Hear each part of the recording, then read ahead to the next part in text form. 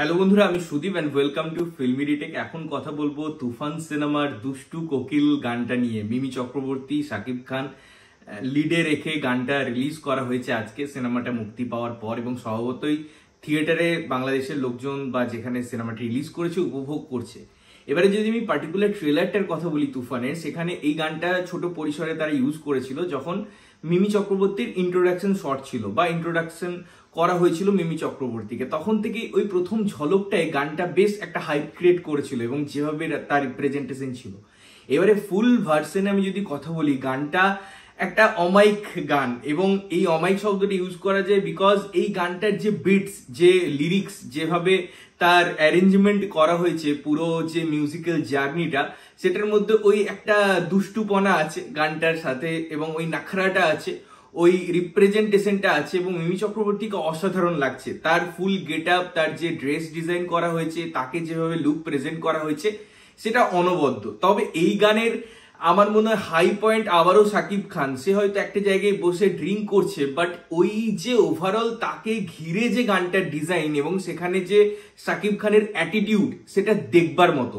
সেটা মানে আমি সত্যি বলছি দেখবার মতো, কারণ পুরো জিনিসটার ফোকাস ডিফোকাস যেভাবে ডিজাইন করা হয়েছে ওই একটা বার কাম রেস্টুরেন্টের মধ্যে, এবং সেখানে যেভাবে অন্য একটা ক্যারেক্টার আসছে, একটা যে কোরাস সিচুয়েশনটা ক্রিয়েট হচ্ছে, বাট মধ্যমণি কোথাও গিয়ে ওই শাকিব খানই থেকে গেছে। বিকজ আমি যেমন বলছিলাম যে অ্যাটিটিউড, এবং গানটাও তাকে ডেডিকেট করে বা সিচুয়েশনাল যে গানের ডিজাইনিং হয়, এটা স্ক্রিন প্লে লেভেলেও হয়তো এগোতে হেল্প করছে, যেখানে সিনেমার একটা গুরুত্বপূর্ণ জায়গায় গানটা থাকবে। কারণ ট্রেলারেও তার আভাস পেয়েছিলাম একটা লাভ অ্যাঙ্গেল ক্রিয়েট করা বা একটা মিমি চক্রবর্তীর যে ইন্ট্রোডাকশন ব্যাপারটা ছিল। এবার এই গানের ক্ষেত্রে যদি ওই লয়, ছন্দ, মিউজিক, রিদম এগুলো যদি ভালো লাগায়, তাহলে পরে অবশ্যই নিজে থেকেই একটু মনে হয় যে এই গানগুলো এনজয় করি, এবং অটোমেটিকলি সেই জিনিসটাই হয়। এই গানগুলো যখন চলে, তার সাথে সিনেমাটোগ্রাফিটা বা ভিডিওটা তো এনজয় হয়, বাট অডিও হিসেবেও আপনি লুপে শুনবেন, আপনার ভালো লাগবে, সেই জায়গাটা ক্রিয়েট হবে। তো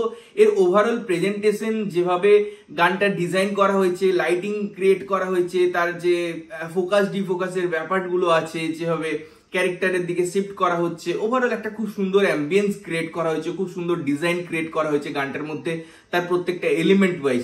তো আমার খুব সুন্দর লেগেছে গানটা। ইনফ্যাক্ট আমি ট্রেলারের সময় গানটা নিয়ে উল্লেখ করেছিলাম যে পুরো গানটা কখন শুনবো, যেহেতু আমাদের ভারতে বা পশ্চিমবঙ্গে সিনেমাটা এখন রিলিজ করেনি, তাই সেই জায়গায় আমিও দেখার অপেক্ষায় আছি যে কোন জায়গায় গানটাকে পুট করা হয়েছে, কিভাবে স্ক্রিন প্লে লেভেলে এগোতে হেল্প করেছে। তোমাদের কেমন লেগেছে ইন্ডিভিজুয়ালি গানটা বা স্ট্যান্ডালোন গানটা, অবশ্যই কমেন্ট করে জানিও। ততক্ষণের জন্য ভালো থাকবে, সুস্থ থাকবে, এবং সবসময় ভালো জিনিস দেখবে। চ্যানেল যদি প্রথমবার দেখছো, লাইক কমেন্ট শেয়ার করতে হবে, সাবস্ক্রাইব করতে হবে, যাতে প্রত্যেকটা নোটিফিকেশন তোমাদের কাছে পৌঁছে। দেখা হচ্ছে অন্য কোনো ভিডিওতে, ততক্ষণের জন্য টাটা।